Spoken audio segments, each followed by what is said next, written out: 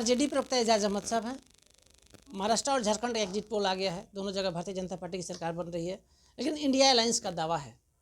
भाजपा का झारखंड में बहुत बुरा हाल है, जेडीयू का खाता भी नहीं खुल रहा है, जबकि इंडिया अलायंस के लोगों का दावा है कि दोनों जगह हमारी सरकार बन रही है। एजाज साहब हैं हमारे साथ। एजाज साहब, क्या कहिएगा?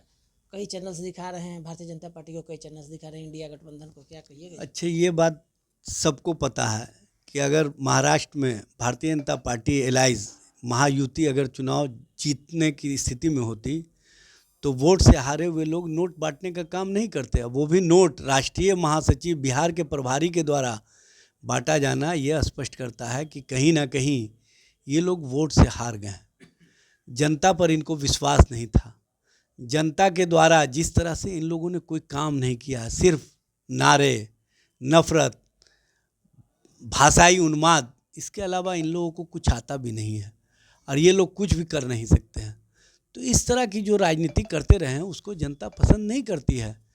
जनता अब विकास चाहती है, जनता अब नौजवानों के लिए रोज़गार चाहती है, नौजवानों के भविष्य को बेहतर देखना चाहती है। और सबसे बड़ी बात यह है कि महिलाओं पर जिस तरह से अत्याचार की घटनाओं में वृद्धि हुई है, चाहे महाराष्ट्र हो चाहे केंद्र के स्तर पर हो, अब देख रहे हैं कि जो भी महिलाओं पर अत्याचार करने वाले लोग हैं, कहीं ना कहीं भाजपा के द्वारा उनको या तो प्रोत्साहित किया जाता है या उनको पोषित किया जाता है।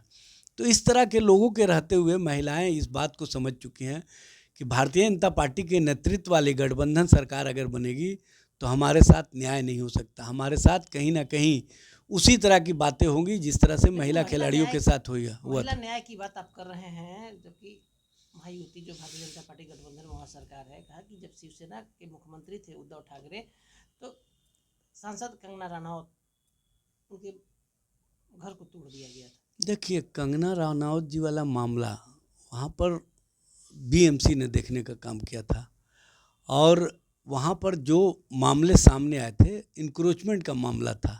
इस तरह से बुलडोज़र बाबा जो बुलडोज़र चला रहे हैं वैसी नीतियाँ वहाँ नहीं अपनाई गई। वहाँ कोर्ट से आदेश हुआ, कोर्ट के आदेश के बाद वहाँ पर बुलडोज़र चले। और कंगना रनावत एक महिलाओं का प्रतिनिधित्व नहीं करती हैं, वहाँ पर महिलाओं का प्रतिनिधित्व जो गरीब, शोषित, वंचित वर्ग की महिलाएं हैं वो करती हैं। और उनके साथ किस तरह से अन्यायपूर्ण व्यवहार हो रहा है ये बताने की आवश्यकता है क्या?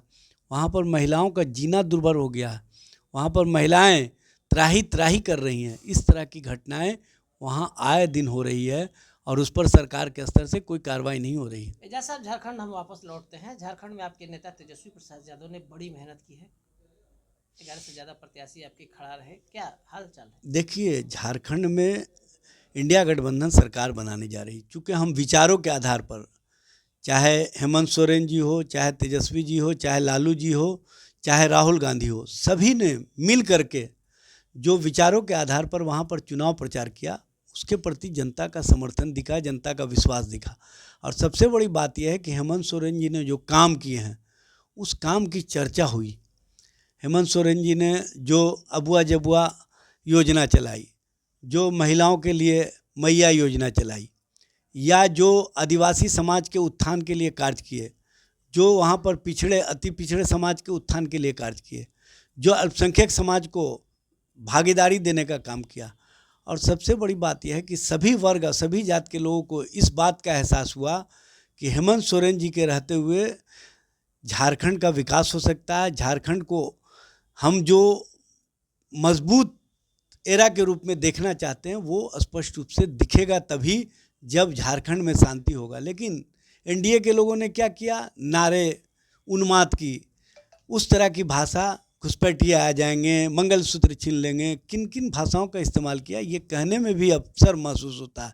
और वो भी जो संवैधानिक पद पर बैठे हुए मुख्यमंत्री हैं, जो प्रधानमंत्री हैं, वो ऐसी भाषा बोलते हैं। तो इसी समझ लीजिए कि भारतीय जनता पार्टी को काम पर विश्वास नहीं है, कहीं ना कहीं उन्माद और नफ़रत की भाषा पर विश्वास है। और नफ़रत की भाषा, उन्माद का वातावरण अब बिहार और देश और झारखंड की जनता नहीं चाहती है, ये बात सबको पता हो गया है।